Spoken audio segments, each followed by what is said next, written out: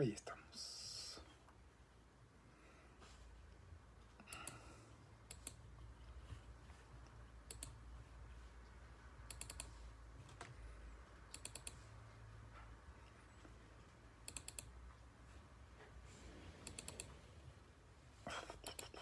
Bueno,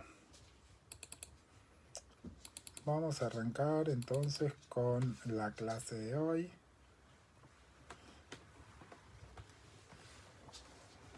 Lo que voy a usar es el PowerPoint que tienen, en el campus, el Power 1, así que si lo quieren ir siguiendo de ahí, si no, igual voy a compartirlo yo. En lugar de aprender cómo funcionan estas plataformas en estos 2 años virtuales, cada vez entiendo menos cómo funcionan, pero no importa, ya lo voy a conseguir. Acá estamos.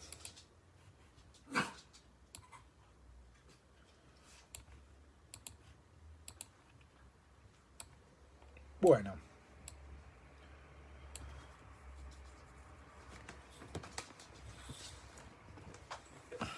Vamos a arrancar entonces con el Power, con los contenidos de la clase número 1. Van a notar que esta clase particularmente es una clase donde vamos a abordar conceptos generales, ¿sí? Algunos de los cuales son más que nada definiciones que iremos profundizando a lo largo del cuatrimestre, ¿sí? Voy a aprovechar también esta clase para justificar didácticamente cómo está organizada la cursada y qué es lo que vamos a ver a lo largo del cuatrimestre y de qué manera vamos a abordar los contenidos, ¿sí? Esta primera unidad, como dije, tiene algunos temas medio aislados. Vamos a hablar un poquito de la ecología, su definición, un poco de historia, algunos conceptos como hábitat, ambiente, niveles de organización, sistemas ecológicos y factores ecológicos. Cosas que son básicas y muy importantes que van a guiar el resto de las clases durante todo el cuatrimestre, ¿sí? Siempre me gusta como hacer la primera pregunta, abrir un poquito la discusión de, bueno, ¿qué esperan de esta materia? ¿Qué creen que van a estudiar en esta materia? ¿Sí? Para eso, aquellos que estén cursando la materia, nuevamente les pido que no hablen en esta pregunta, sino que dejemos que adivinen o que contesten a aquellos que la cursan por primera vez, ¿sí? ¿Cuáles son las expectativas? ¿Qué esperan encontrar? ¿Qué creen que van a estudiar?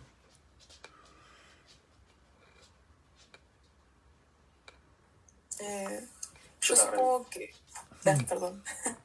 Dale.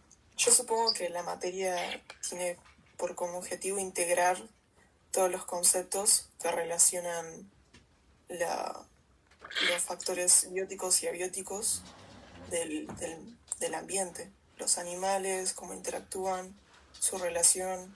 Muy bien. Los diferentes conceptos. Más o menos. Sí, bien. ¿Qué más? ¿Alguien más había escuchado una voz? ¿Otra voz que iba a hablar? No, eso. La relación entre los factores bióticos, abióticos, el intercambio, pero nada, más o menos lo mismo que dijo la compañera. Ok, bueno, es bastante acertado. ¿Por qué? Porque la ecología justamente trabaja o intenta estudiar las relaciones de los organismos con su entorno, ¿sí? Y entendiendo el entorno como de manera amplia, ¿sí? El entorno está formado no solamente por factores abióticos, sino también por factores bióticos, ¿no? Digamos, por ejemplo, para una planta, un herbívoro es parte de su entorno y ese herbívoro establece relaciones con esa planta que pueden afectarlo o modificarlo, ¿sí? Es una materia o es una ciencia que es holística en el sentido, ¿qué quiere decir? ¿Alguien sabe lo que quiere decir la palabra holístico? Que abarca muchos niveles, ¿no? O como un todo. Exactamente, ¿sí? Entonces, ¿eso qué quiere decir? Que es una materia de síntesis, es una materia que permite establecer relaciones de una forma compleja y bastante abarcativa. Eso hace que sea muy difícil comenzar por algún lado, ¿no? Digamos, ¿por dónde comenzamos a estudiar ecología? Si es tan integral, tan... pensémoslo como circular, entonces una cosa se va relacionando con otra y así sucesivamente. ¿Por dónde arrancamos? Bueno, en algún momento hay que cortar ese círculo y empezar por algún lado, ¿sí? Ahora en un ratito voy a explicar por dónde empezamos nosotros, pero tengan en cuenta eso. Por eso esta primer parte de la materia van a ver que son cosas medio salteadas que eventualmente van a tener un poco más de sentido en este contexto más total, ¿sí? Una cosa que es importante tener en cuenta es que la ecología es una disciplina científica, es una ciencia. Y como tal, se rige por un método, que es el método científico, ¿sí? ¿Alguien sabe en qué consiste el método científico, aunque sea a grandes rasgos? Observación y experimentación. Observación y experimentación. Ah, ¿soy yo mismo hablando? Sí. Ah, mira qué bueno. Observación y experimentación, básicamente. El método consiste en la observación de un fenómeno particular.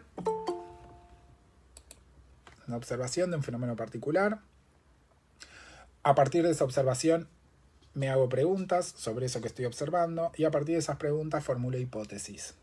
¿Saben lo que es una hipótesis? Chan, chan. Es como el paso previo a una teoría, algo que tengo que corroborar para después poder armar una teoría sobre un tema específico. Ok, bien. Y no tan bien. En el sentido que, a ver, uno suele hacer como esa relación hipótesis-teoría. A veces va muy separado, ¿sí?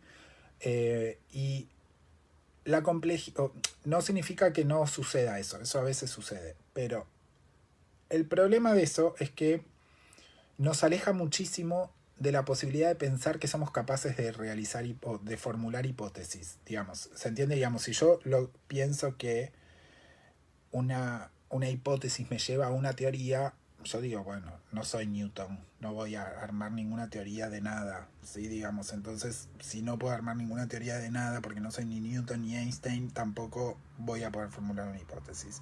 Y en realidad, una hipótesis es algo muy sencillo de construir, porque una hipótesis es un enunciado afirmativo que puede ser corroborado, ¿sí?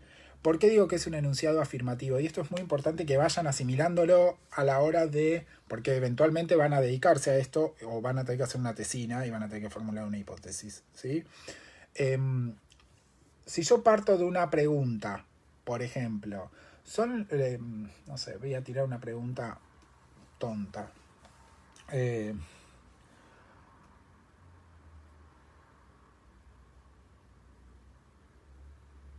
Si me paro abajo de la lluvia, ¿me voy a mojar los pies? Esa puede ser una pregunta tonta, ¿sí?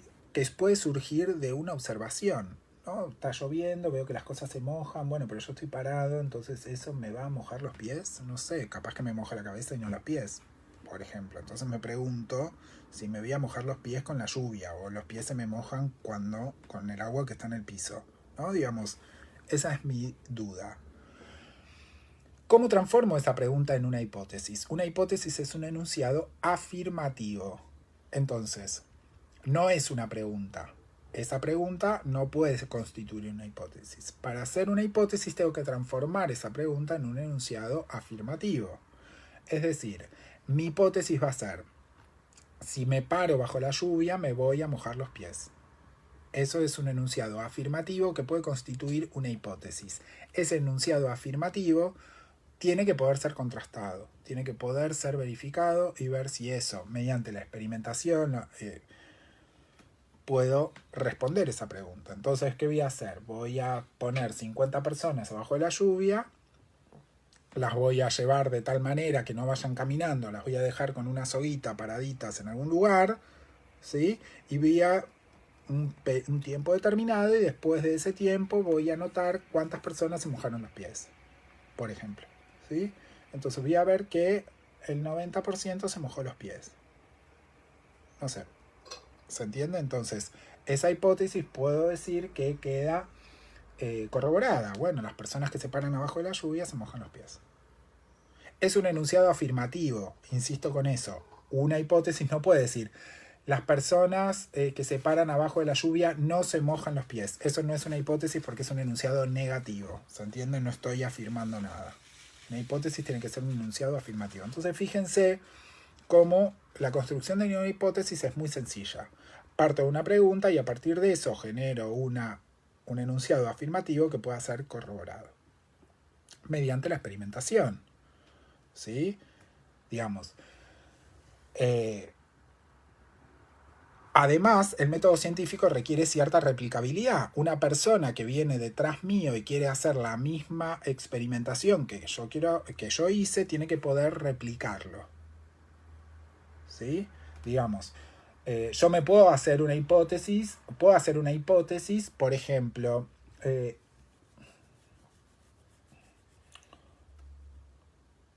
no sé, voy a inventar una cosa y puedo decir, bueno, hay vida después de la muerte. Eso puede ser una hipótesis. ¿Sí? Entonces, ¿cuál es mi experimentación? Me tomo una pastillita de LSD, me hago un viaje intergaláctico, me pego una desmayada y digo, bueno, yo perdí la conciencia, vi el túnel y vi la luz. Mi hipótesis queda corroborada. Sí, cuando uno pierde la conciencia, ve el túnel, ve la luz, hay vida después de la muerte. Bueno, perfecto. Esa puede haber sido mi experiencia, pero es imposible que venga Sofía atrás y la replique, porque es algo subjetivo que me pasó a mí y que quizás a Sofía le pasa otra cosa, qué sé yo, ¿se entiende? Entonces eso, por más de que haya una experimentación, no constituye parte del método científico porque no es replicable. ¿Se entiende? Digamos, entonces, parte de esa condición es que haya la posibilidad de replicarlo y que venga Sofía detrás y pueda, siguiendo los mismos pasos, llegar a las mismas conclusiones que llegué yo. Eso básicamente es la idea del método científico. ¿Sí? Ayer surgió el comentario del laboratorio, de que el método científico requiere el laboratorio. Bueno, hay experimentaciones que se hacen en el laboratorio y otras que no, que se pueden hacer a campo. La ecología tiene mucha experimentación en campo y diseños de trabajo de campo, ¿sí? Entonces no necesariamente se trabaja únicamente en laboratorio para, no sé, seguir el método científico, ¿sí? Esto es muy importante y retomo el hilo. Hago una aclaración porque a veces me olvido que estoy grabándome y estoy diciendo barbaridades como tomar LSD y hacerse viajes intergalácticos.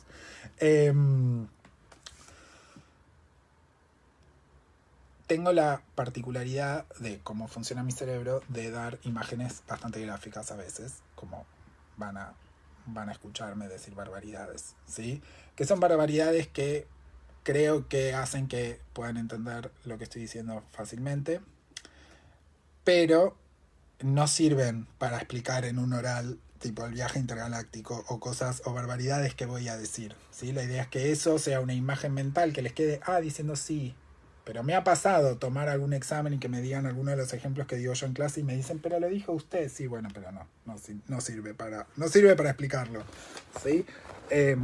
Así que tengan eso en cuenta. Habiendo hecho esa aclaración, digo, bueno, es muy importante tener en cuenta que la ecología es una ciencia porque eso lo diferencia de otras disciplinas que no son científicas y que están muy de moda ahora y que suelen confundirse mucho con la ecología y suelen confundirse mucho desde quizás desde un saber más popular o desde un contexto no científico, ¿no? Digamos, uno cuando dice hago ecología, no sé si lo puedo decir a mi hermano o a mi hermana o a mi mamá y que va a asociar que, no sé, milito los derechos de los animales, por ejemplo, ¿sí? Digamos, esa es la asociación que a veces se hace. No está mal, pero a lo que voy es, ecología es una ciencia y hay otras disciplinas como prácticas ecologistas o militancias ecologistas que no necesariamente son científicas. Tampoco tienen que serlo. Digamos, no estoy haciendo un juicio de valor de que una es mejor que otra ni nada por el estilo, sino que estoy remarcando que hay una diferencia. Muchas veces desde prácticas ecologistas, hay cosas que no se pueden justificar, que sí se pueden justificar desde una perspectiva científica, ¿sí? ¿Por qué? Porque tienen distintas motivaciones y hay distintas premisas detrás de cada una de esas prácticas, ¿no? Un ejemplo clarísimo es el trabajo que se puede hacer con plagas, ¿no? Digamos, desde una perspectiva científica, ecológica, una solución para un problema de plagas puede ser el exterminio de esa plaga, ¿sí? Matar esa plaga puede resolver un problema ambiental, por ejemplo, ¿sí? Desde una perspectiva ecologista, bueno, quizás no sea la solución, ¿no? Digamos, si la plaga es un mosquito, posiblemente no haya mucho problema, ¿no? Digamos, exterminio, tipo mato los mosquitos y resuelvo el problema. Puedo usar raid o puedo usar algo que sea menos nocivo para la atmósfera, qué sé yo, ¿sí? Ahora bien, si esa plaga es un Bambi, es un ciervo que es tan tierno y tan lindo y tiene unos ojitos que me miran y lloran, bueno, desde una perspectiva científica la solución puede ser la misma, matar ese ciervo, ¿sí? Desde una perspectiva ecologista quizás no, digamos, quizás matar ciervos no estaría tan bien, ¿no? Por otras cuestiones y otras motivaciones que tienen que ver con otras cosas, que tienen que ver con apreciaciones culturales, morales, etc., ¿sí? Insisto, no estoy haciendo un juicio de valor, no estoy diciendo que está mal o está bien, pero sí que entendamos que son cosas diferentes y que son motivaciones diferentes, ¿sí? Suelo poner un ejemplo que es muy... Igual creo que después lo menciono más adelante, pero suelo poner un ejemplo que es muy ilustrativo de esto y que tiene que ver con una práctica que se lleva a cabo en el Parque Nacional del Palmar. El Parque Nacional del Palmar, si no saben, está ubicado en Entre Ríos y básicamente es un parque que fue creado para proteger una fisonomía, una tipo de vegetación particular que es la palmera que se llama Butia Yatay. Es un paisaje bastante particular, si alguna vez estuvieron en el Palmar o pasaron por ahí, es como rarísimo, tipo. Pero es muy lindo. Tuvimos la posibilidad de ir con alumnos de UNDAV en un momento donde se podían hacer viajes de campaña, hacer un viaje de campaña al Palmar. Estuvimos un par de días ahí y de casualidad participamos de un control de plagas que hacen en el Palmar, que fue bastante extremo, ¿sí? El Palmar tiene básicamente dos problemas muy graves, que son los jabalíes y los ciervos, ¿sí? Dos especies que son introducidas y que generan un montón de problemas en el Palmar, porque sobre todo los jabalíes, el comportamiento que tienen, lo que hacen es, digamos, raspan los colmillos, ¿no?, contra el suelo, y esa actividad, que se llaman osadas, lo que hacen es levantar o ¿cómo se dice? Matar a los renovales de las palmeras, a las palmeritas chiquitas. Entonces, empezaron a ver que en el parque no había renovación de palmeras. Lo que estaban viendo era que había palmeras adultas y no había palmeras jóvenes, lo que eventualmente podía llevar a un problema grave. Digamos, si el parque está creado para proteger a la palmera y no hay palmera, las palmeras no se pueden reproducir o se reproducen, pero los renovales no pueden crecer porque se los come o los mata una o dos especies introducidas como el jabalí y el ciervo, es un problema, ¿sí? ¿Qué hicieron desde el Parque Nacional? Algo bastante novedoso y bastante llamativo, que es asociarse con cazadores furtivos. Wow, tipo rarísimo. De hecho, si uno piensa cómo es la historia de los parques nacionales surgen justamente como básicamente como lugares que cercamos y ponemos un guardaparque, que es una persona que tiene poder de policía para frenar a los cazadores. Que no había un manejo hacia adentro ambiental, sino que el guardaparque era básicamente un guardia de seguridad en los comienzos. ¿Se entiende? Digamos. Obviamente que hoy en día esa concepción es diferente porque se hacen actividades dentro del parque para promover la biodiversidad, como esta que estoy mencionando ahora, creacional. Los cazadores furtivos son un problema en todos los parques y en todo el mundo, no es algo llamativo. Entonces, ¿qué hicieron? Creo que 2 veces al año, ¿sí? 2 veces al año. La caza, más allá de que uno pueda estar en contra o demás, también es una práctica cultural bastante arraigada en un montón de lugares, ¿no? Que promueve la economía de un montón de lugares, que incluso tiene que ver con saberes populares, con, no sé, quizás hay un montón hay un montón de culturas o de pueblos originarios que cazan porque asocian o otorgan ciertos poderes curativos o ciertas cosas a ciertos productos derivados de los animales, ¿no? Digamos, como que es algo bastante complejo, e incluso no nos olvidemos la parte alimenticia, ¿no? Digamos, muchos cazadores también cazan para comer. Eso pasa un poco, pasa un poco en la zona esta de que digo de Entre Ríos, donde las prácticas de caza estaban muy vinculadas a la subsistencia también. Y a la venta de productos derivados de eso, ¿no? Entonces, ¿qué hicieron en el parque? Se asociaron con cazadores furtivos. 2 veces al año el parque abría sus puertas, organizaba un coto de caza con cazadores de la zona, que obviamente tenían que tener cierto permiso y estaba reglamentado eso, y lo que hacían era cazar ciervos y jabalíes dentro del parque, ¿sí? Como una estrategia de control. Tuvimos la suerte, fue igual como horrible, pero tuvimos la suerte de estar en ese momento en el parque, ¿no? Entonces los guardaparques nos llevaron a ver cómo era la faena. Que fue un asco, era como... Personalmente fue bastante impresionante porque el universo señores cazadores es bastante como extremo, ¿no? Ver personas llenas de sangre y disfrutando como eso era como wow. Pero más allá de eso que es como medio chocante, era una práctica que estaba completamente regulada. Todos los animales se pesaban, se sacaban medidas, los guardaparques hacían ciertas anotaciones para ver controles poblacionales, algunos datos que eran muy importantes para ver cómo estaba la población, ¿no?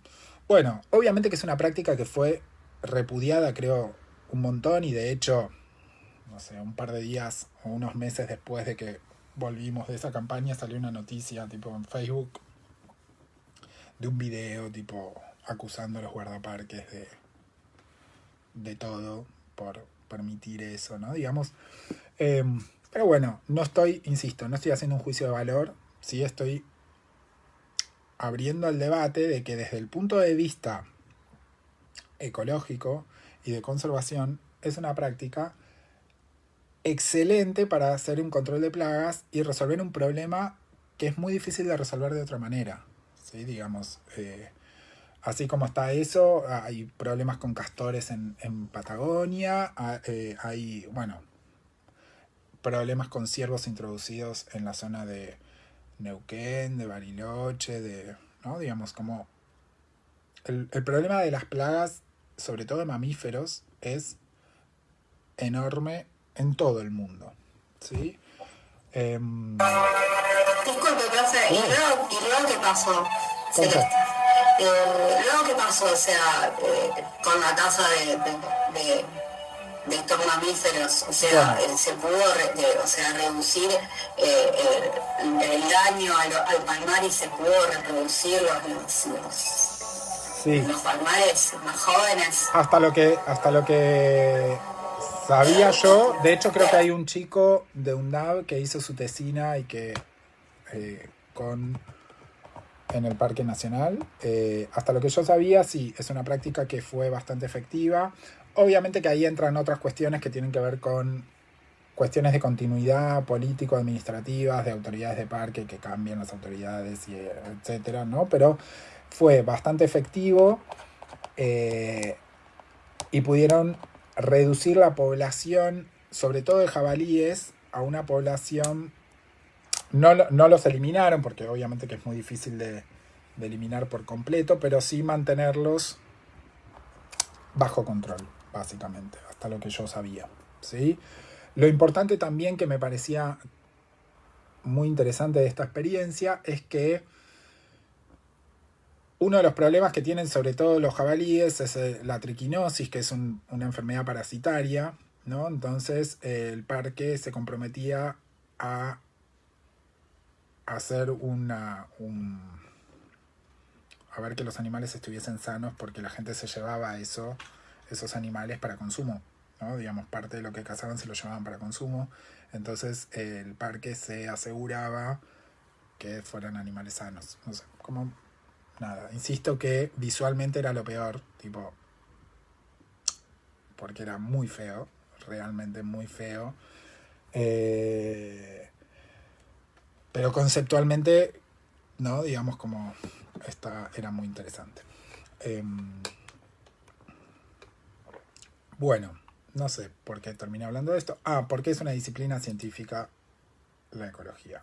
Y como tal es una ciencia bastante nueva, ¿sí? De hecho, si comparamos, no sé, con otras ciencias como puede ser la matemática, la astronomía, que vienen de la Grecia antigua, la ecología es una ciencia del siglo XX, básicamente. De hecho, en 1866 tenemos la primera definición de ecología,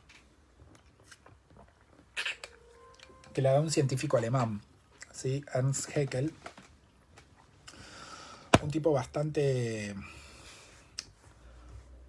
interesante, este Haeckel, ¿sí? Él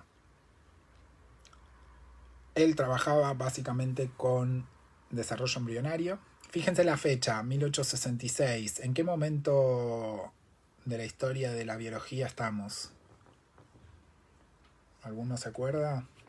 ¿Qué estaba pasando en ese momento en el mundo científico? ¿Quiénes se peleaban? La teoría de la evolución. Exactamente, digamos. Estamos en el momento donde Darwin básicamente dice que evolucionamos y no nacemos de Adán y Eva, básicamente. Entonces era un momento muy extremo, ¿no? Donde el paradigma religioso de la ciencia, que hasta ese momento se hacía ciencia desde la iglesia, básicamente, los monjes y demás que estaban metidos sin mucho que hacer, se dedicaban a hacer ciencia.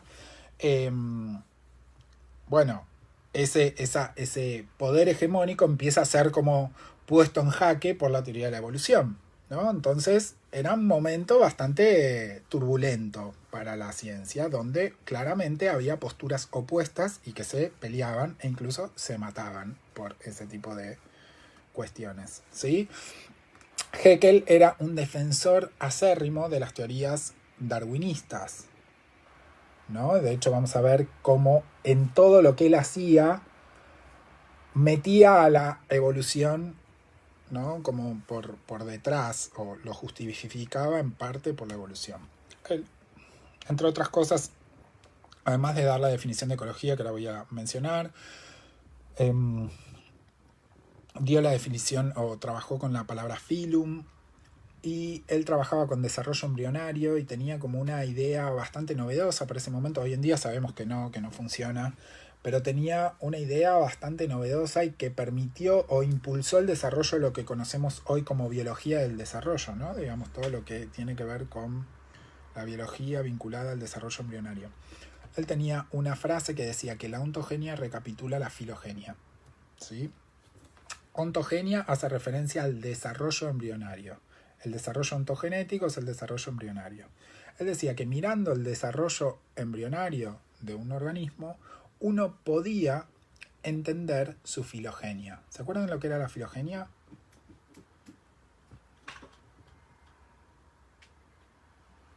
¿Sofía? Las distintas ramas, pueden ser distintas ramas evolutivas. Ok, ¿Alguna otra versión? Sofía ahí me pareció que movió los labios, que iba a decir algo, pero se arrepintió. Como que tenía que ver con la familia de la que viene, ¿no? De animal, de evolutiva. Está. Sí, igual más o menos lo que dijo Pablo. Sí, está por ahí. Tiene que ver con... A ver, Celeste.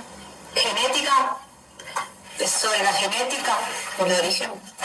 Sí, a ver, está todo relacionado. Lo que estamos la filogenia es la historia evolutiva, ¿no? Digamos, recuerden que básicamente lo que decía la teoría de la evolución, de la selección natural, era que las especies a lo largo del tiempo se iban modificando, ¿no? Y a partir de esas modificaciones podían surgir especies nuevas. Eso nos llevaba a pensar que las especies se relacionan entre sí porque provienen de algún antecesor común. Entonces yo puedo pensar que, no sé, las aves surgen de los reptiles, ¿no? Hay un antecesor reptiliano que dio origen por un lado a los reptiles y por otro lado a las aves, ¿sí? Si bien ese antecesor puede ser como teórico y no necesariamente es una especie puntual, ¿no? Sí podemos rastrear ese origen común hacia un antecesor que quizás tenía una forma más reptiliana. Eso es la filogenia, la historia evolutiva. Entonces, retomando esta frase, Haeckel decía, mirando el desarrollo embrionario, uno puede entender esas relaciones filogenéticas y evolutivas, ¿sí? Entonces, si vieron alguna vez un documental del desarrollo embrionario de un ser humano, van a ver que, bueno, pasa por unos estadios celulares y de repente eso empieza a tener como forma de algo y pasa a tener forma eventualmente de un renacuajo o algo medio con cola, como un reptil, que esa cola después se reabsorbe y tengo un ser humano, ¿no? Entonces, Haeckel, chicos, claramente estoy haciendo una bestialidad del desarrollo embrionario de las personas, ¿no? Lo estoy resumiendo muchísimo, pero es para entender la frase. Lo que estoy diciendo es que, o lo que decía Haeckel es, mirá, el ser humano, que es un mamífero, pasa por un estadio reptiloide, ¿no? Digamos, algo que parece una lagartija con cola. Eso que me está dando el indicio, que un antecesor de los mamíferos eran los reptiles. ¿Por qué? Porque él decía que el desarrollo embrionario era como un resumen de la historia evolutiva. Entonces, entendiendo las etapas del desarrollo embrionario, yo podía entender sus relaciones evolutivas. De ahí la frase, la ontogenia recapitula la filogenia. Hoy sabemos que eso no es así. Claramente no es así, ¿sí? Pero esta frase generó, como volvemos al método científico, ¿no? Generó la posibilidad de un montón de estudios y de evidencias que se tuvieron que acumular para poder refutarlo. Y también situémonos en tiempo y espacio. En 1866 este señor veía el desarrollo embrionario con una lupa de mano, básicamente, ¿no? Digamos, como era un tipo bastante crack, la pifió, pero era bastante crack en lo que postulaba y con las herramientas que tenía en ese momento y en ese contexto, ¿sí? Ahora bien, habiéndonos situado en eso, un tipo alemán bastante crack, bien posicionado en el mundo científico, defensor a muerte de las ideas darwinistas, él es el que postula la primera definición de ecología. ¿Cómo la postula? Esta es una traducción del alemán, con lo cual, nada, van a ver que hay cosas medio raras, pero sí nos sirven para entender cómo se pensaba la ecología en ese momento. Él dice, entendemos por ecología el cuerpo del conocimiento referido a la economía de la naturaleza. Cuerpo de conocimiento igual ciencia, ¿no? Digamos, era una ciencia que trabaja por entender la economía de la naturaleza. Fíjense la relación entre la palabra ecología y economía, ¿sí? Tienen la misma raíz, eco. ¿Qué significa eco? Oikos, viene del griego oikos, que significa casa, ¿sí? Entonces, ecología logía es estudio de la casa, ¿sí? Es el estudio del ambiente. Economía es la administración de esa casa, ¿sí? Entonces, la ecología es una ciencia que trata de entender o de estudiar el ambiente y cómo funciona ese ambiente, cómo se administra ese ambiente, ¿sí? Incluye la investigación de las relaciones totales del animal, tanto a nivel inorgánico como orgánico. Bueno, acá esta primera definición de ecología claramente tiene una perspectiva zoocéntrica, ¿no? Donde está el animal puesto como en el centro de la discusión, ¿sí? Hoy en día estamos alejados de esa perspectiva zoocéntrica, ¿sí? Tenemos, en lugar de hablar de animales, hablamos de organismos, ¿tá? Pero, más allá de eso, incluye sobre todo sus relaciones amistosas y no amistosas con aquellos animales y plantas con los cuales entra en contacto directa o indirectamente, ¿sí? Entonces, fíjense cómo, más allá de que estamos hablando de los animales, estamos hablando del entorno que está formado también por otros animales y plantas. ¿Se entiende? Entonces, en una palabra, la ecología es el estudio de aquellas relaciones complejas a las que se refería Darwin como condiciones de lucha por la existencia. Y acá esto es muy importante porque la selección natural y las teorías darwinistas se ponen en primer plano en la definición de ecología, lo cual le da un marco teórico basal muy importante a esta ciencia que es nueva. ¿Sí? ¿De dónde nos agarramos? ¿Cuál es el marco teórico que va a regular la ecología? Bueno, la evolución. ¿Sí? Y eso queda plasmado en la primera definición de ecología que hay. ¿Sí? En resumen, lo que podemos decir es que la ecología es la ciencia que estudia las relaciones del organismo con su entorno. ¿Sí? Los organismos con su entorno. Insisto, entendiendo el entorno como algo total que incluye no solamente el medio físico, sino también el entorno biótico. Y ahí es donde entendemos estas relaciones que se establecen entre animales, plantas y el entorno biótico. ¿Sí? Y eso es lo que vamos a estudiar a lo largo del cuatrimestre. ¿Sí? Como dije, la ecología es una ciencia bastante nueva que podemos decir que tiene un origen polifilético. ¿Sí? Y esto es solo para molestarles y que activen neuronas y cajones de materias anteriores. ¿Sí? ¿Qué quiere decir polifilético? ¿Se acuerdan que teníamos grupos monofiléticos, parafiléticos y polifiléticos? Una perspectiva cladista, donde yo podía relacionar esos grupos. Los grupos monofiléticos, como este que tenemos acá abajo, H y J, es un grupo donde tengo un antecesor común e incluyo a todos sus descendientes. Ese es un grupo polifilético. Un grupo es parafilético cuando tengo un antecesor común, pero no estoy incluyendo a todos sus descendientes. El grupo estaría formado por B, C y D. ¿Sí? Y el grupo es polifilético cuando no tiene un antecesor común cercano. Fíjense, acá hay un antecesor y acá hay otro, y está lejos. ¿Sí? ¿Por qué decimos que la ecología tiene un origen polifilético? Porque yo no puedo rastrear un antecesor común de esta ciencia. ¿Dónde se originó? ¿Cómo se originó? ¿De dónde salió? No, sino que hay preguntas ecológicas que podemos encontrar en distintas disciplinas. Y si bien es una disciplina reciente, preguntas ecológicas existen desde que el ser humano se constituye como ser humano. ¿Sí?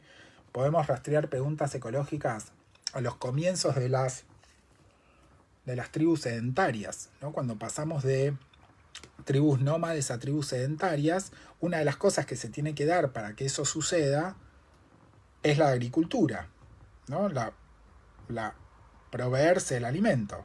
Los nómades iban buscando alimento. Las tribus que empiezan a establecerse en un lugar tienen que empezar a proveerse su alimento.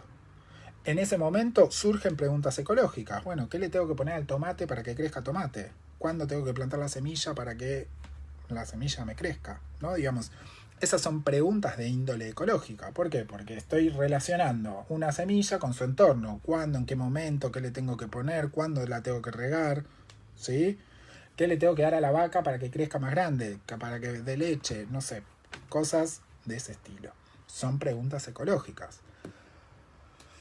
Surgen preguntas ecológicas desde quizás disciplinas un poquito más alejadas, como puede ser la cartografía o la geografía, ¿no? Digamos, si pensamos, nos situamos en el mundo del eurocéntrico del 1400, ¿no? Donde teníamos los barcos que salían con cartógrafos y naturalistas que iban dibujando las costas y demás. Bueno, había gente que era muy observadora y decía, ok, estoy en Brasil y veo que hay una selva y esa selva es muy similar a una selva que vi en África. ¿Por qué? ¿Qué ¿qué hace que la vegetación, siendo diferente, porque las especies son diferentes, adquieran la misma forma? Eso es una pregunta ecológica, ¿sí? Obviamente que hoy en día podemos responderlo fácilmente o asociarlo con una cuestión climática. Bueno, hay ciertos climas que favorecen ciertas formas particulares de vegetación, ¿sí? Pero eso es una pregunta ecológica. E incluso de disciplinas mucho más alejadas, como la economía, ¿sí? Uno de los padres de la ecología de poblaciones era un señor que se llamaba Malthus, que era un economista inglés, ¿sí? Que trabajaba más o menos en la época de la Revolución Industrial, y lo que decía el chabón era, bueno, nos vamos a morir todos. Básicamente era su pensamiento. ¿Por qué? Porque decía que los recursos no iban a alcanzar para la población, que la población estaba teniendo un crecimiento desmedido y exponencial que hacía que los recursos no alcanzaran. ¿Qué tiene que ver eso con la ecología? Bueno, comida, recursos y asignación de recursos. Son preguntas ecológicas. ¿Sí? De hecho, parte de lo que vamos a ver en ecología de poblaciones, que está vinculado con el crecimiento poblacional, surge a partir de los estudios de Malthus. ¿Sí? Entonces, fíjense cómo todo esto, a finales del siglo XX, a principios del siglo XX, se constituye como una ciencia que vamos a llamar ecología. ¿Sí? Esta ciencia, en principio, y es muy interesante, ahora voy a hacer como una mención muy por arriba, pero es muy interesante cuando uno trabaja con historia de alguna ciencia en particular, saber cómo se enseñaba, ¿no? Digamos, esa ciencia, para entender cómo se pensaba esa ciencia. Y la ecología pasa algo bastante particular. Si uno hubiese estudiado ecología, no sé, en 1940, 50, uno podía ir a la universidad, tipo a la UBA, iba a cursar una materia que se llamaba Ecología de las Plantas y otra que se llamaba Ecología de los Animales. Materias que ni siquiera eran correlativas. Uno podía decir, yo voy a estudiar Ecología de los Animales porque no me gustan las plantas y no voy a estudiar Ecología de las Plantas. Como si los principios que gobernaran o que estuviesen los principios ecológicos detrás de lo que gobierna a la ecología de los animales y de las plantas fuesen diferentes, ¿no? Digamos, ese era un poco el pensamiento. De hecho, si miramos la definición, esta primera definición de ecología era zoocéntrica, ¿no? Digamos, o estaba restringida hacia los animales. Obviamente que hoy en día eso no caducó. Claramente ustedes no están estudiando ecología de los animales. Ustedes están estudiando una ecología general, tratando de ver cuáles son los principios generales que están detrás de esas relaciones que establecen los organismos con su entorno. No importa si es una planta o un animal. Obviamente que va a haber diferencias en tanto los organismos, pero hay patrones o hay cosas que son comunes a todos, ¿sí? Que es lo que vamos a trabajar. Independientemente de esto, la ecología es una disciplina que claramente hay ramas que son diferentes. Y digo que son ramas diferentes porque hay metodologías de abordaje según el objeto de estudio, ¿sí? Entonces yo puedo tener una ecología más vinculada con los organismos, entender estas preguntas que yo hacía al principio de, bueno, ¿qué le tengo que dar al tomate para que crezca más? ¿Qué le tengo que dar a una vaca para que dé más leche? Bueno, todas esas preguntas están vinculadas a una ecología de los organismos, cómo se relacionan los organismos con su entorno. Y eso es lo que trabaja la autoecología, ¿sí? Hay distintos si yo quiero trabajar con poblaciones y entender, bueno, cuáles son las dinámicas, por ejemplo, de crecimiento poblacional y demás, que era lo que trabajaba Malthus.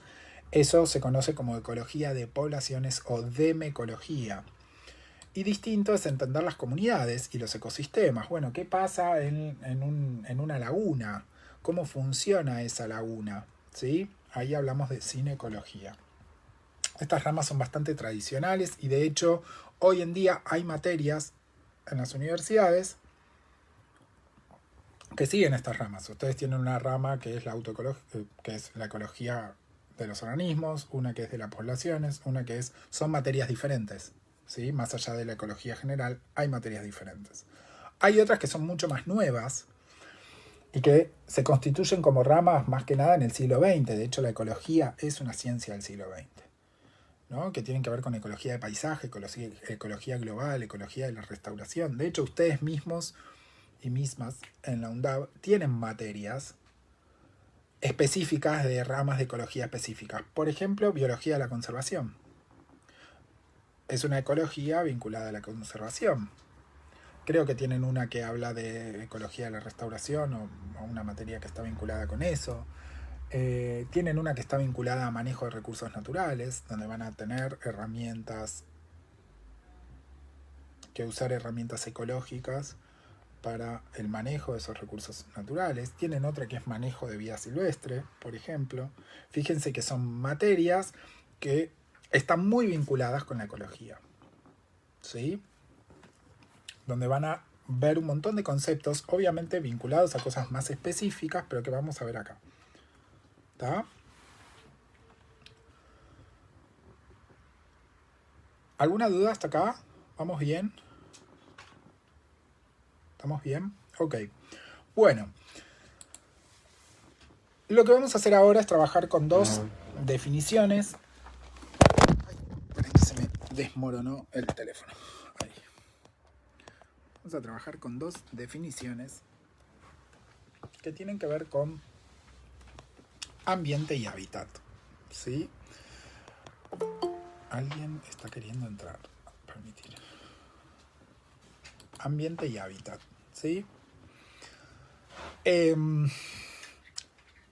Dos palabras que también me gusta que preguntarles, igual ahí tienen la definición, pero ¿cuál es la definición de ambiente, no? Digamos, hay muchos acá que van a ser licenciados en ciencias ambientales. Ambiente va a estar dentro de su título universitario al cual están aspirando.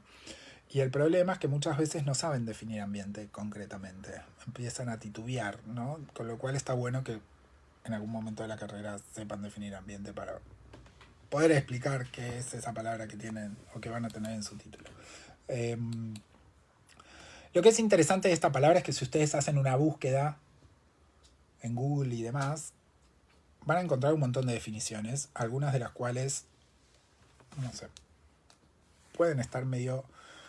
no ser sinónimos, ¿no? Digamos, pueden encontrar algunas definiciones como más restrictivas y algunas definiciones más abarcativas. De hecho, hay algunas definiciones que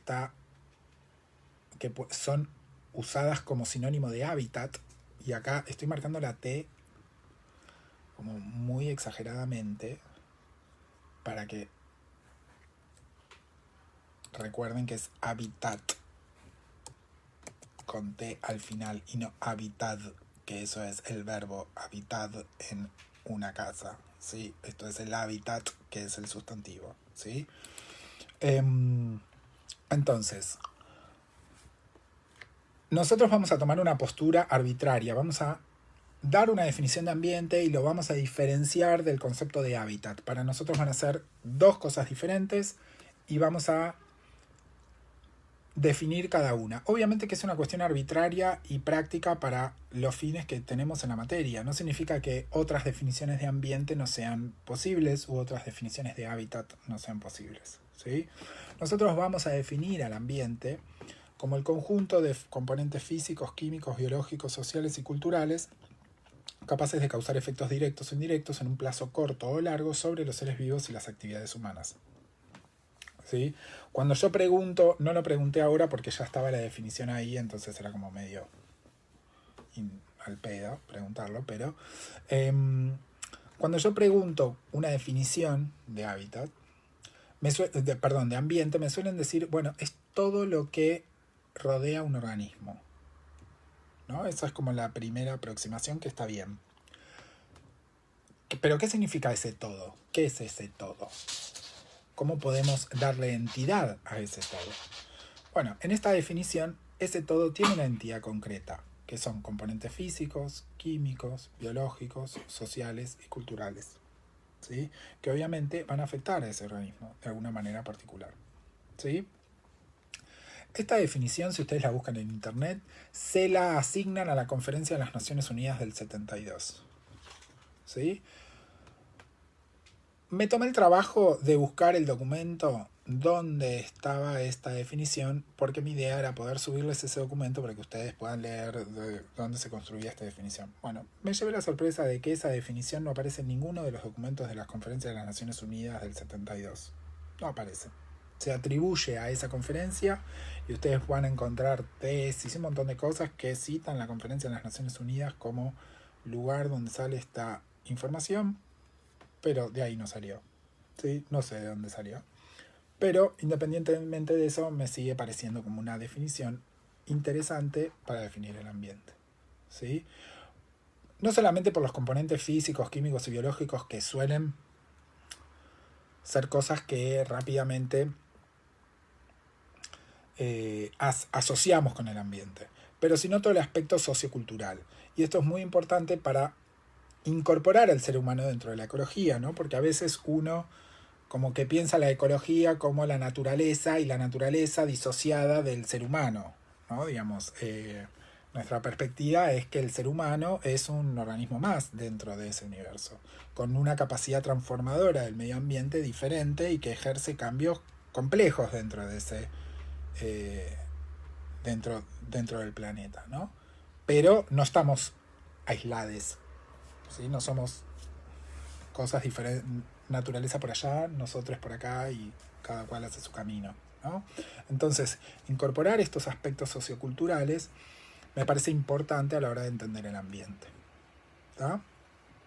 El hábitat, por el contrario, es el lugar físico concreto donde vive un organismo. ¿Sí? Abajo de una piedra vive un escarabajo. Ese es el hábitat. El ambiente del escarabajo puede estar influenciado por prácticas socioculturales vinculadas con manejos agropecuarios que puede haber alrededor. No sé, estoy inventando, ¿se entiende? Pero el lugar físico concreto donde vive ese escarabajo es abajo de una piedra. Y acá me voy a poner medio filosófico en tanto entender que el hábitat es un hábitat en tanto haya alguien que habite ese lugar. Abajo de una piedra por sí solo no es un hábitat de nadie, si no hay un escarabajo que viva en él. ¿Se entiende? Es como, por eso digo, me pongo medio filosófico, es como decir, si se cae un árbol en el medio del desierto donde no hay nadie, si alguien lo escucha, qué sé yo, es como lo mismo, ¿sí? Pero ¿por qué me pongo así filosófico en esta definición que en principio es muy sencilla? Porque nosotros podemos clasificar los tipos de hábitats en función de características particulares que tienen esos lugares, que esas características particulares van a afectar a los organismos que viven ahí. Y no es lo mismo cómo se va a ver afectado un escarabajo que vive abajo de una piedra que una lombriz que vive abajo de esa piedra, ¿no? Digamos, como aquellas características que los afectan son diferentes, ¿sí? Entonces podemos hablar. Ahora voy a hacer como una breve mención de esta clasificación y después voy a poner un ejemplo para que entendamos cómo es que esto funciona, ¿sí? Pero podemos hablar de hábitats periódicos cuando esas características, que vamos a llamar ahora factores ecológicos, pero lo voy a retomar hacia el final un poquito el concepto de factores ecológicos, cuando estas características del lugar se modifican de manera cíclica, ¿sí? Por ejemplo, yo tengo una zona costera intermareal donde tengo agua y, no sé, una planta o un organismo que vive en esa zona intermareal, ¿no? Entonces hay momentos donde el agua lo tapa y hay momentos donde el agua lo destapa. No sé cómo decirlo, como que baja el agua y queda expuesto al aire, ¿no? Entonces, fíjense que estos cambios o estas características del ambiente, del hábitat, suben y bajan, el agua sube y baja y se modifican de forma cíclica. Hay momentos donde está tapado y momentos donde está destapado. Tapado, destapado, tapado, destapado, ¿sí? Esas características se modifican de manera cíclica. Hay lugares donde las características permanecen constantes todo el tiempo, ¿sí? Y a ese tipo de hábitat lo llamamos monótono.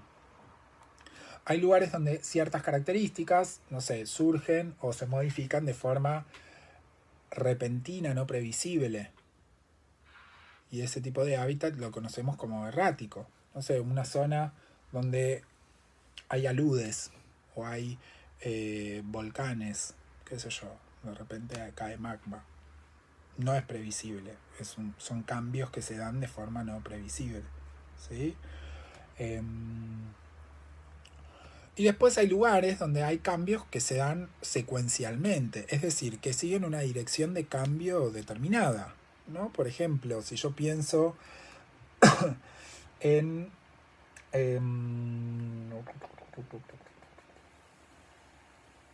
no sé, en un río, ¿no? Donde yo tengo que la velocidad del agua va desde, o se modifica con la pendiente, ¿no?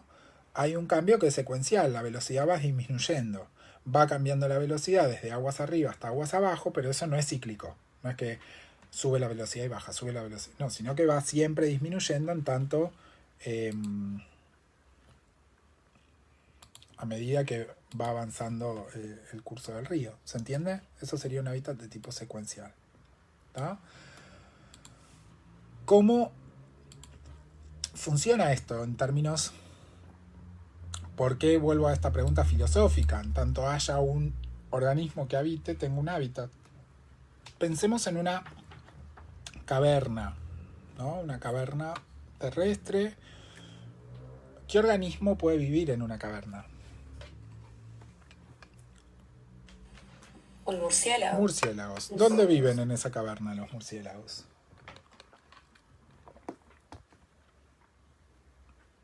En el techo. En el techo, bien colgados, bien adentro, colgados del techo. ¿Cuáles son las características del hábitat que podemos pensar que están afectando a esos murciélagos? ¿Qué se les ocurre? La falta de luz. La falta de luz, la humedad, temperatura, por ejemplo. Esas características, que son las primeras que se nos ocurren, ¿tienen modificaciones cíclicas? ¿Son constantes? ¿Son erráticas? Por ejemplo, la luz.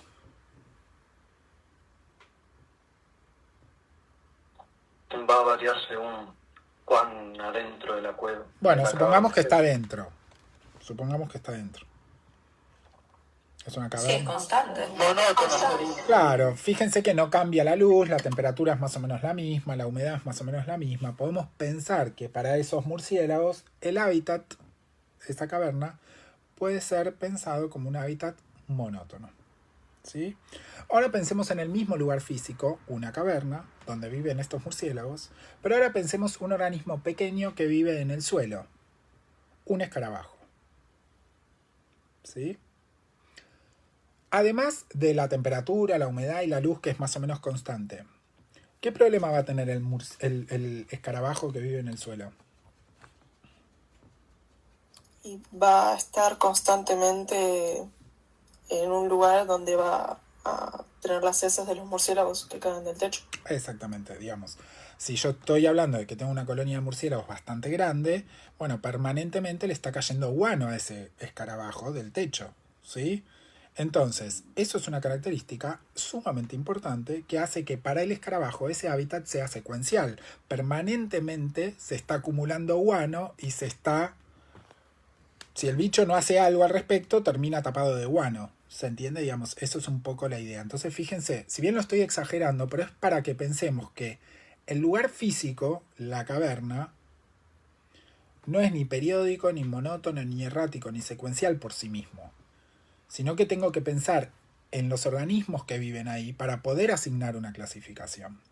En el práctico van a tener un ejercicio donde van a tener que justamente hacer esto, ¿no? Van a tener que decir, bueno, les vamos a poner fondo marino. ¿Qué es? Bueno, la respuesta correcta puede ser periódico, monótono, errático, secuencial. No es lo importante que ustedes contesten una de esas, porque cualquiera que contesten va a estar bien. ¿Sí? Lo importante es que hagan este razonamiento, piensen en un organismo que está viviendo en el fondo marino, vean cuáles son las principales características que van a estar afectando a ese organismo, ¿sí? Y piensen en función de eso si para ese organismo va a ser periódico, monótono, errático, secuencial. Entonces la respuesta correcta va a ser, bueno, yo pensé en un pez que vive en el fondo marino. Ese pez está en el fondo del mar bien profundo. Entonces la luz es más o menos la misma, la temperatura es más o menos la misma, la presión es más o menos la misma, es monótono. Ok, respuesta correcta. ¿Sí? Quizás Otro piensa en otro organismo y la respuesta le da secuencial. También está bien, ¿sí? Digamos, lo importante es el razonamiento. Y ahí la justificación de por qué me estaba poniendo medio filosófico al respecto. ¿Ah? En resumen, ambiente y hábitat para nosotros son cosas diferentes. El ambiente es algo más abarcativo, que incluye no solamente el lugar físico, sino factores físicos, químicos, biológicos, sociales y culturales. El hábitat es el lugar físico particular y lo puedo clasificar de diferentes formas. Periódico, monótono, errático, secuencial. ¿Tá? Vamos a seguir un ratito más antes de hacer un pequeño descanso, pero quiero llegar a un punto de la clase, así que tengan un poquito más de paciencia y después hacemos un descanso para que vayan al baño y se preparen mate, café y esas cosas. Otra definición que vamos a abordar en la clase de hoy es el concepto de sistemas ecológicos. ¿Sí? La palabra sistema es una palabra que vamos a usar mucho a lo largo del cuatrimestre. De hecho, fíjense que la palabra ecosistema tiene la palabra sistema metida en el medio, ¿no? Digamos. Entonces, es importante entender qué es un sistema, cuáles son sus características y en particular cuáles son los sistemas ecológicos que nosotros vamos a estudiar. Entonces, un sistema es un conjunto de partes. Si yo doy la definición como más física, saliendo de la ecología, ¿no? Un conjunto de partes que se relacionan entre sí, que interactúan entre sí, pero que tienen la particularidad de funcionar como una unidad, como un todo unificado. Esa es la definición como clásica de sistema. Un celular es un sistema, o lo podemos pensar como un sistema. Tengo partecitas que están adentro de un rectángulo y funciona como algo, como una unidad. ¿Sí? Una computadora es un sistema. Dentro de la biología también hay sistemas. Una célula es un sistema, ¿no? Digamos, tengo diferentes partes que funcionan como una unidad. Un organismo es un sistema. Tengo diferentes partes, pulmón, corazón, etcétera, que funcionan como una unidad. ¿Sí? Estos sistemas, cuando yo hablo de sistemas ecológicos, es porque en realidad esas unidades son entidades biológicas, ¿no? Que están funcionando dentro de un contexto ecológico. Entonces, un organismo es un sistema ecológico porque es una entidad biológica que está funcionando en un ambiente determinado. ¿Se entiende? La particularidad de estos sistemas es la retroalimentación. Estos sistemas tienen mecanismos de control que permiten que se regulen. Un organismo, por ejemplo, necesita comida para funcionar. ¿Qué pasa si no tiene comida el organismo? Hay un mecanismo que activa el cerebro y que le dice, che, loco, ponete a comer algo porque tengo hambre. Me empieza a sonar la panza, me empieza a doler la cabeza, empiezo a, no sé, veo una publicidad de una golosina y me empieza a salir baba, digamos, me babeo porque tengo hambre, ¿no? Digamos, hay mecanismos que activan o que permiten controlar que ese sistema funcione correctamente.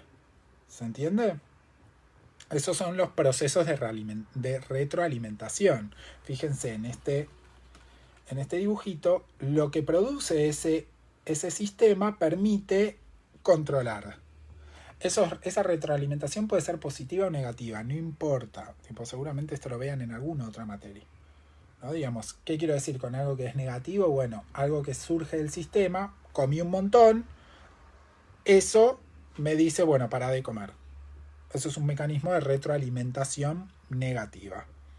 ¿Sí? Un mecanismo de retroalimentación positiva es cuando algo que se genera dice, seguí haciéndolo. ¿Sí? El ejemplo más claro de un proceso de retroalimentación positiva es la picazón. Me pica, me rasco, me tengo que rascar más todavía. Tipo, no hay algo que me detenga, ¿sí? Por eso cuando les pica algo, ¿qué tenés que decir? Bueno, no te rasques, te dicen. No te rasques porque si no es peor. ¿Sí? Digamos eso. Porque se establece un mecanismo de retroalimentación. Me empiezo a rascar y cada vez como que me desespero y quiero rascarme más. ¿Está? Todos los sistemas ecológicos tienen algunas características puntuales. Obviamente porque son entidades biológicas que tienen algunas características puntuales. ¿Sí? ¿Cuáles son estas características? Bueno, que obedecen a las leyes de la física y de la química de la materia. Obviamente. ¿Sí? No estamos estudiando espectros paranormales. ¿Sí?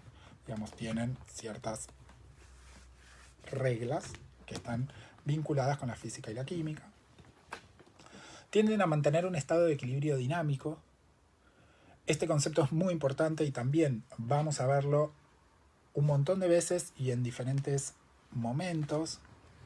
¿Qué es un estado de equilibrio dinámico? Yo miro un sistema y lo veo estático, entre comillas, ¿no? Digamos, veo como que no hay grandes cambios en ese sistema.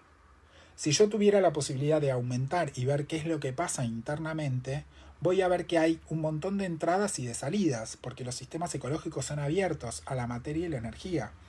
Pero esas entradas y salidas, lo que sucede es que se compensan. Entonces el resultado es que veo más o menos lo mismo, pero internamente ese sistema cambia permanentemente, ¿no? Si ustedes me ven a mí, no ven grandes cambios en mi forma, o en mi fisonomía, o en mi aspecto. Pero si ustedes me pudiesen aumentar, van a ver que todo el tiempo mis células están cayendo porque estoy perdiendo células, pero esas células se están renovando, por ejemplo. ¿Sí? Todo el tiempo estoy quemando energía y produciendo energía para compensar esas pérdidas. ¿Se entiende? Digamos, internamente, mi yo como sistema cambia permanentemente. Lo que establece es un equilibrio. Lo que pierdo lo vuelvo a reponer. Y ese equilibrio es dinámico y funciona permanentemente. ¿Sí? Es importante entender que para que esto suceda, estos sistemas tienen que ser abiertos. Los sistemas ecológicos son abiertos a la materia y la energía. ¿Tá? Hay entradas y salidas. Eso es lo que significa que sean abiertos. Volviendo a esto, hay entradas y salidas que van hacia el entorno. ¿Sí? Los sistemas biológicos, ecológicos evolucionan. Volvemos a este concepto de la teoría de la selección natural y de la evolución darwinista por detrás, como marco teórico o como paradigma teórico importante dentro de la ecología. Y después, por otro lado, podemos decir que los sistemas ecológicos tienden, o digamos, gastan energía para mantener la entropía, ¿no? Algo medio como chino básico, pero esto está muy vinculado con la segunda ley de la termodinámica que vamos a ver más adelante. Pero a mí me interesa que en este momento tomemos esto como algo que les quede en algún lugar, tipo maquinando, ¿no? Esta premisa a mí me parece que es sumamente importante y en realidad es como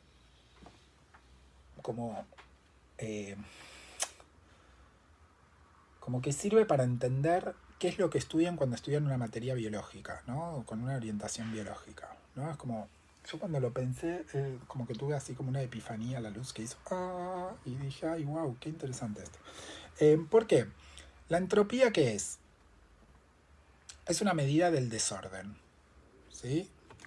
Por decirlo fácilmente, es el desorden. Lo que dice la ley de la termodinámica es que el universo tiende a desordenarse, básicamente, ¿sí? Lo cual es fácilmente tangible, tipo, parece como que no, pero fácilmente nos damos cuenta que eso sucede. Digamos, arranca la semana, nuestra casa está bastante ordenada, llega el sábado y no sabemos qué pasó, pero pasó algo que hizo que nuestra casa sea un caos, tipo la entropía aumentó enormemente, ¿sí? ¿Cómo? No sabemos, porque no hice nada para que esto pasara, ¿sí? Si yo soy muy ordenado, pero igualmente esto pasa. Para recuperar el orden, ¿qué tengo que hacer? El sábado me tengo que poner los guantes y tengo que estar todo el sábado limpiando, invirtiendo energía para mantener ese orden y que la casa vuelva a estar ordenada, ¿sí? Si yo pienso en un sistema ecológico, parecería ser que esos sistemas ecológicos van en contra de esta ley de la termodinámica. Porque si la ley de la termodinámica me dice que el universo tiende a desordenarse, yo miro un sistema ecológico, no sé, miro a Sofía y Sofía está ordenada y no veo que se vaya desordenando, que el ojo empiece a hacerle así y se le vaya para acá y que la oreja se le empiece a caer. No se desordena, se mantiene altamente ordenada, con una complejidad estructural y un orden muy meticuloso y muy minucioso. ¿Por qué? Porque justamente su sistema está invirtiendo una enorme cantidad de energía en mantener ese orden. ¿Sí? Cuando un organismo se muere, deja de invertir energía y se empieza a desordenar, se empieza a descomponer. ¿Sí? Entonces, cuando ustedes empiezan a entender que lo que están estudiando cuando estudian una materia biológica son los sistemas de mantenimiento de la entropía, dicen, ah, claro, esto es mucho más fácil de entender ahora. Cuando trabajaban con Alejo, allá a lo lejos, en Introducción a la Biología, estudiaban el ciclo de Krebs. ¿Qué es el ciclo de Krebs? Es un sistema que permite generar la energía necesaria para mantener el orden celular. ¿Sí? Cuando trabajaban con Lía, ¿qué estudiaban? Meiosis, mitosis, bueno, toda la maquinaria celular que permitía que el ADN se mantenga ordenado de una manera particular y que ese orden se mantenga y cómo esa estructura altamente ordenada tiene que moverse y modificarse para poder reproducirse y después se vuelve a ordenar. Cuando estudian ecología, ¿qué van a estudiar? ¿Cuáles son los mecanismos que hacen que las poblaciones, las comunidades se mantengan ordenadas y funcionen? Entonces fíjense cómo la entropía, o entender los mecanismos que mantienen la entropía, es entender la biología. Porque la biología son básicamente sistemas altamente ordenados. Entonces, si yo entiendo cuáles son los mecanismos que mantienen ese orden, entiendo lo que es, básicamente entiendo biología. ¿Sí? Entonces está bueno como tener esto, porque a mí me sirve como que me ordena, valga la redundancia, en el sentido de cuando empiezo a estudiar y ver y en tratar de entender, bueno, ¿qué cosa estoy estudiando? Ah, bueno, un mecanismo que mantiene una población ordenada. Ah, ok, listo, voy por ahí. Más allá de la complejidad con la que esté trabajando. ¿Se entiende? Pero todas las materias biológicas tienden a entender esto. ¿Cuáles son los mecanismos que mantienen a las cosas ordenadas? ¿Sí?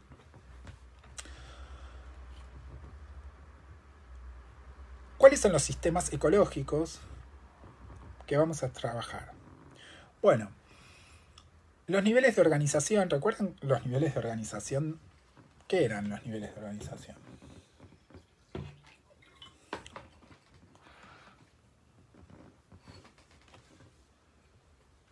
Ana Paula, ¿qué recordás de los niveles de organización? Perdón, solo estoy refiriéndome a gente que veo ahí en... Entiendo que se refiere a niveles que se van haciendo más complejos, como que se le van agregando, por así decirlo, en todos los niveles cosas más complejas y más también difíciles de comprender. Muy bien. Estamos usando mucho la palabra cosas y no sabemos qué son esas cosas, pero vamos bien, digamos, hay algo de esto que es... Hay una complejidad que va creciendo. Muy bien. ¿Qué es lo que se va complejizando?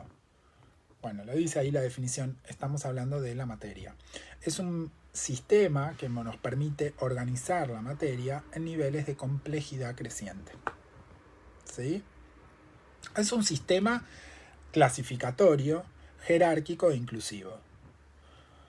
La imagen más sencilla para entender los niveles de organización es las muñecas rusas, ¿vieron las mamushkas esas que tienen una dentro de la otra? Bueno, esa es la idea de los niveles de organización. Es un sistema jerárquico, cada vez es más grande, cada vez es más complejo, donde un nivel superior incluye a todos los niveles inferiores. ¿Sí? Eso parece como muy obvio, pero en realidad los sistemas jerárquicos no son inclusivos. Si yo pienso en un sistema jerárquico sociocultural, jefes-empleados, no hay nada de inclusivo en jefes y empleades. ¿Sí? Digamos, los jefes son jefes, los empleades son empleades. ¿Sí? No sé, los sistemas jerárquicos del ejército, la policía, lo mismo, ¿no? Cabo y general. No hay nada inclusivo en esos sistemas jerárquicos. Los sistemas biológicos jerárquicos suelen ser inclusivos, donde yo tengo un nivel inferior que está contenido dentro de un nivel superior. Y eso genera una complejidad. ¿Sí? Y ahora voy a marcar cuál. ¿Se acuerdan cuáles son los niveles de organización? El más chiquitito, Eric. Átomo.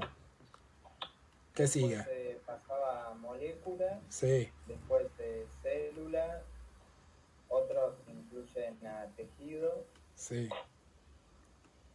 órgano, después sistema de órganos, organismo y después población. Comunidad y ecosistema, que son los que tienen acá.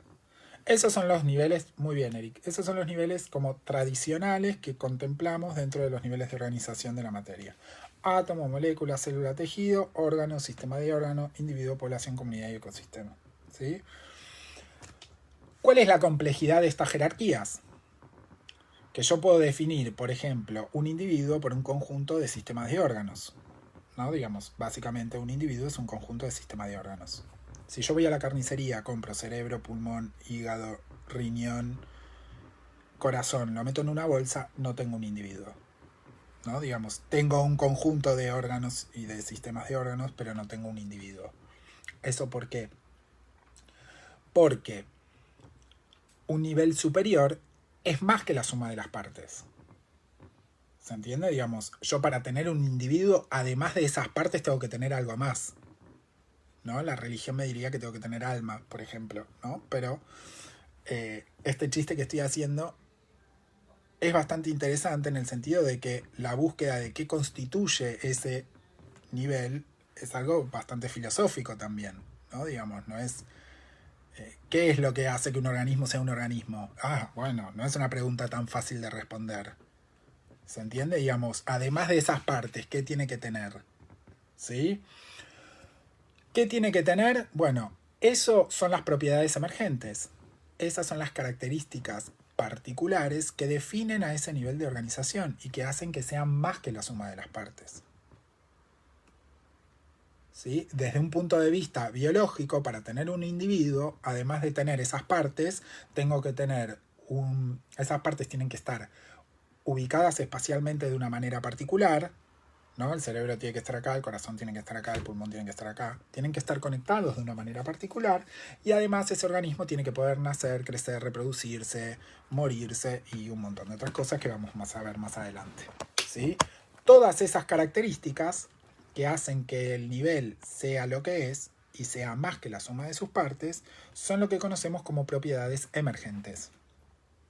Esas propiedades emergentes pueden ser estructurales o funcionales. Son estructurales cuando tienen que ver con cómo se organiza espacialmente esas partes y son funcionales cuando tienen que ver con el funcionamiento, con la dinámica temporal de cómo ese organismo, cómo ese nivel de organización funciona en el tiempo. Entonces, hablando del organismo, que quizás las palabras que mencioné las conocen, el crecimiento y el desarrollo es una propiedad funcional, porque es como ese organismo funciona o se modifica con el tiempo. La anatomía es estructural, cómo está ubicado, dónde está ubicado el corazón, dónde el cerebro y dónde el estómago. ¿Se entiende? Insisto, para entender un nivel de organización, tengo que no solamente saber cuáles son las partes que lo constituyen, sino cuáles son sus propiedades emergentes.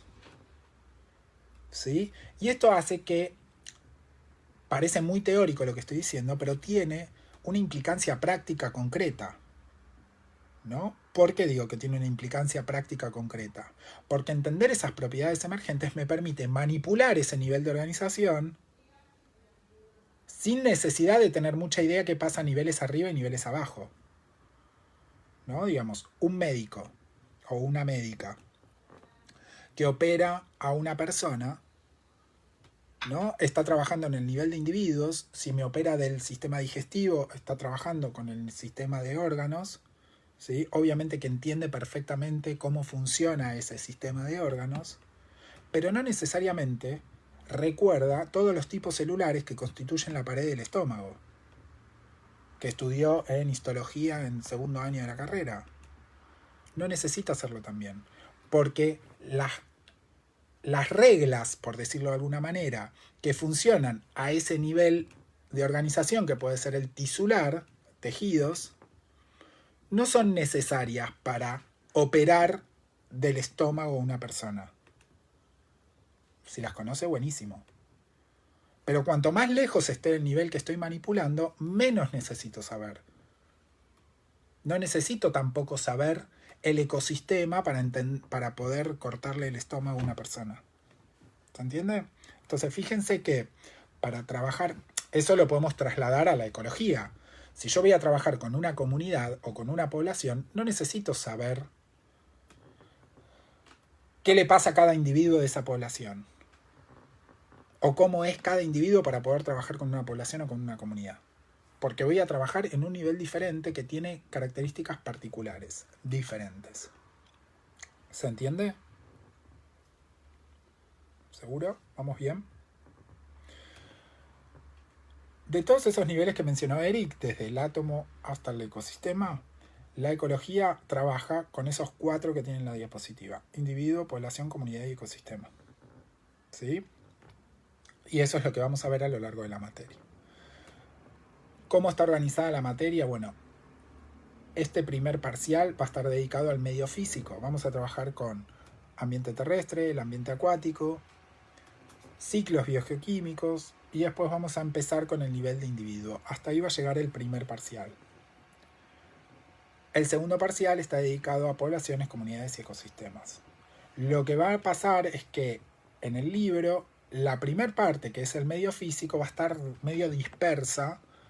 Algunas cosas van a estar hacia el final del libro más vinculado con ecosistemas, algunas cosas van a estar al principio, algunas cosas van a estar en el medio, van a tener que ir rastreando en el libro dónde está la información que yo voy a ir dando. A partir de que arranquemos en individuo, que va más o menos la clase 4, si no me equivoco, en adelante vamos a seguir el libro casi capítulo por capítulo. ¿Sí? Fíjense lo que dice acá abajo. La especie no es un nivel de organización. ¿Sí? La especie pertenece a otro sistema de clasificación que no tiene nada que ver con la clasificación de la materia, que es un sistema taxonómico, donde ustedes tienen especie, género, familia, clase, filum, que es un sistema también jerárquico, inclusivo, que permite clasificar taxonómicamente los organismos. ¿Sí? Lo que suele pasar, y que es a esta altura ya deberían poder diferenciarlo, pero sé que no lo hacen, y sé que les cuesta un montón adquirir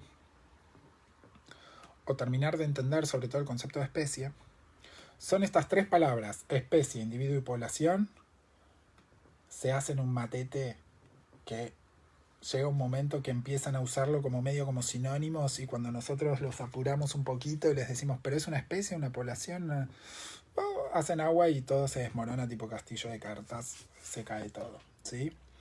Vamos a verlo un poquito más adelante, también vamos a retomar esto. Ahora me interesa que tengan presente 2 cosas. Individuo es una palabra que puede referirse a 2 cosas diferentes. Un individuo o une individue, ¿sí? Ana Paula es un individuo diferente a Eric, que es otro individuo, ¿sí? O al nivel de organización individuo. Tanto Eric como Ana Paula pertenecen a este nivel de organización individuo. ¿Se entiende? Digamos, ahí ya tenemos 2 como diferencias, o la palabra significa 2 cosas diferentes, ¿sí? Uno bien concreto, que es un individuo, una persona, un animal, una planta, y otro que es más abstracto, que es el concepto de nivel de organización. ¿Sí? Una población es un conjunto de individuos, un conjunto de seres individuales, ¿sí? Que además de, es como esto que yo dije, meto un corazón, un pulmón en una bolsa, meto seres en una bolsa. ¿Eso constituye una población? Sí, son individuos que comparten un tiempo y un espacio determinado. ¿Sí? Entonces, un conjunto de individuos de Argentina de ahora, hoy, ¿sí? No sé, pensemos estudiantes de la UNDAV, ¿sí? Que están en el edificio de Piñeiro, no los virtuales, porque esto es, si no, no estaríamos en el mismo espacio, ¿no? Pero si estuviesen en la universidad, ustedes estarían constituyendo una población diferente a estudiantes que están en Japón en este momento. ¿Por qué son poblaciones diferentes? Porque están en espacios diferentes, están en lugares diferentes, ¿sí? Y ustedes hoy son una población diferente a estudiantes de hace 50 años. Bueno, no existía en UNDAV, pero pensemos de otra universidad. Constituyen una población diferente porque están en tiempos diferentes. ¿Se entiende? Eso es una población. Una especie está definido por otra cosa. Una especie está definido por la potencialidad reproductiva. ¿Qué quiero decir con eso? Que tienen la maquinaria genética y fenotípica para poder reproducirse. Entonces, personas que están en Japón y en Argentina, si yo los juntara, podrían reproducirse. Porque genéticamente, fenotípicamente, pueden hacerlo. Personas de hoy y de Egipto, de la época de los faraones, son de la misma especie. Si yo tuviese la máquina del tiempo y los pudiese juntar, tienen la maquinaria genética y fenotípica compatible para poder reproducirse y dar descendencia fértil. No importa que no lo hagan. ¿Se entiende? Digamos, pero esa maquinaria es la misma. Entonces, personas de hoy, de ayer, de mañana y de Japón y de Argentina son todos de la misma especie. ¿Son de la misma población? No, porque no comparten un tiempo y un espacio. El concepto de población es más espacio-temporal. ¿Sí? ¿Se entiende? Entonces, eso es lo que tienen que poder manejar ahora. ¿Ah? Entonces, una población son... Sí, perdón. No sé, que para población, o sea, tienen que ser sí o sí todos individuos de una misma especie. Sí o sí. Sí o sí. Ahora después, en un rato, vamos a hacer un cortecito ahora, pero en un rato vamos a meternos con un poquito más de eso. Pero sí o sí tienen que ser de la misma especie. ¿Está? Bueno, vamos, son y 35... y 35 menos cuarto.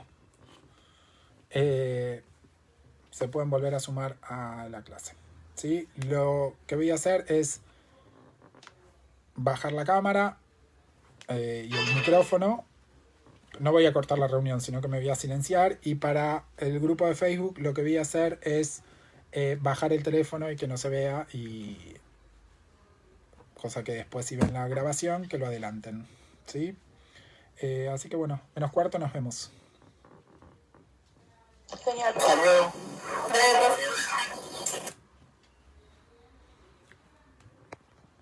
Esos ejemplos que da mi vida de la carnicería.